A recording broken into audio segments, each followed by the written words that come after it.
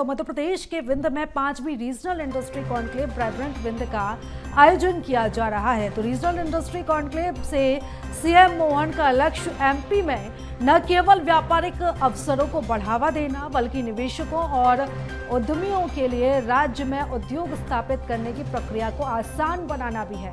Krishna Raj Kapoor auditorium में conclave का आयोजन किया गया। इस दौरान एमएसएमई, स्टार्टअप, खनन, पर्यटन, कुटीर उद्योग में निवेश पर फोकस रहा। 4000 से ज्यादा प्रतिभागी कॉन्क्लेव में शामिल हुए। सीएम मोहन यादव ने 2025 को उद्योग और रोजगार वर्ष घोषित करने का भी ऐलान किया है। तो मध्य प्रदेश में अब निवेश की राह आसान बनाने के लिए मुख्यमंत्री लगातार इस तरीके के कार्यक्रम का जो आयोजन है वो करवा रहे हैं। और एक और बड़ा कार्यक्रम आज विंध्य में रखा गया है। इस कॉन्क्लेव के जरिए ज़्यादा से ज़्यादा निवेशकों को इस क्षेत्र में अट्रैक्ट करना है, जिससे यहाँ पर स्थानीय लोगों को रोजगार मिल सके और इस क्षेत्र का विकास हो सके।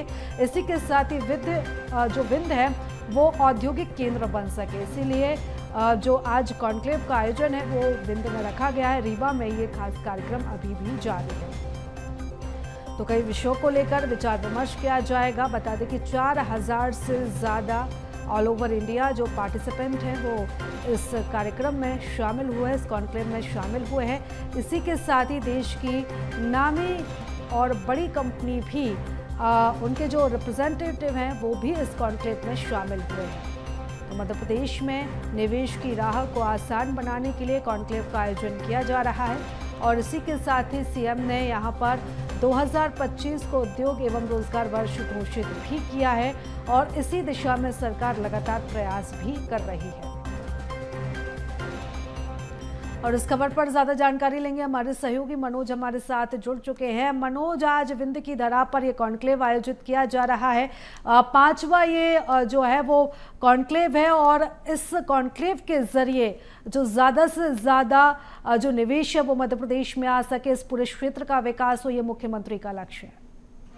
जी बिल्कुल, क्योंकि रीजनल कॉन्क्लेव थी, ऐसे में रीवा को बड़ी सौगातें जो है इस कॉन्क्लेव से मिली है। विकास को अब रफ्तार आने वाले समय में मिलेगी, क्योंकि कई नए उद्योग रीवा में खुलने वाले हैं। क्योंकि जो भी प्लानिंग की गई थी उस प्लानिंग पे मोहन सरकार खरी उतरी और यही कारण है कि अब इस कॉन्क्लेव के जरिए करीब 2690 करोड़ का जो है निवेश आया है और इतनी ही लागत का जो है करीब 21 औद्योगिक यूनिट जो है वो स्थापित की जाएगी। और इसका लोकार्पण और भूमि पूजन भी जो है मुख्यमंत्री डॉक्टर मोहन यादव ने आज इस कॉन्क्लेव में किया है।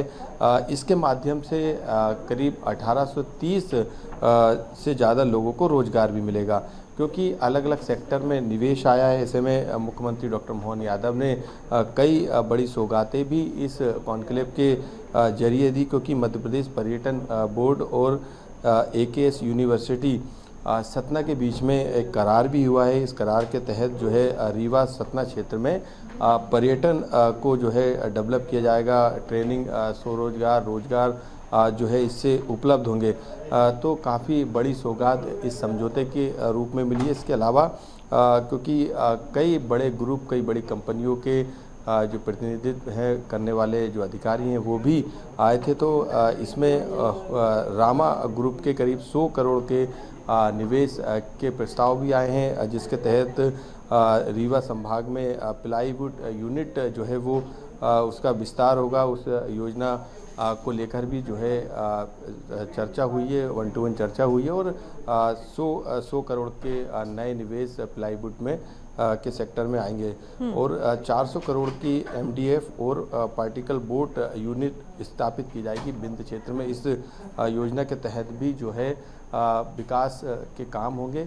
लगातार जो अलग अलग सेक्टर है, क्योंकि 4000 से ज़्यादा उद्योगपतियों ने इसमें अपना रजिस्ट्रेशन कराया था और अलग अलग सेक्टर में निवेश को लेकर वो रुचि उन्होंने दिखाई थी। अब आने वाले समय में, क्योंकि सतना के अलावा भी रीवा संभाग में कई जगहों पे नए औद्योगिक क्षेत्र स्थापित किए जा रहे हैं, यानी उद्योगों को बढ़ावा देने के लिए मुख्यमंत्री डॉक्टर मोहन यादव ने इस कॉन्क्लेव में कई बड़े ऐलान भी किए।